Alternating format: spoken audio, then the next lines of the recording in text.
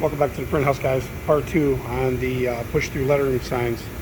So now we're installing the lights, and you can see when we lay the faces on the cans, on the cabinets, we'll trace out kind of like where the letters are going to be and the shape of the letters. So if you look close, you can see the outlines, and that's kind of like how we want to line up the letters on the face so the lights, are evenly spaced out. And there's the logo.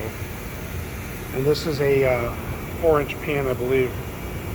So the thickness is like, well, it's 3 inches actually. This is a 3-inch pan. So that's basically the sign cabinet that the face is going to go on. This is your photo cell that will go on and off, with light outside. And then your disconnect switch, you always got to have that. So, and then this one requires a photo cell. So, but that's it.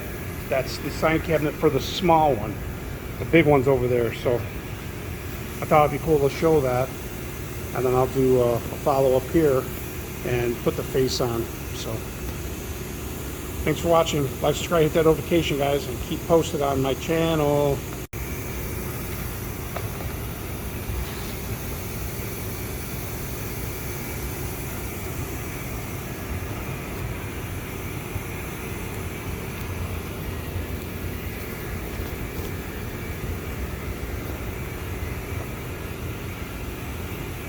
This is day-night vinyl, so it's perforated, as you see.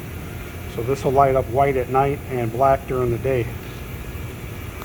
The logo here is this is printed sandwich layer on the R2000 with white print.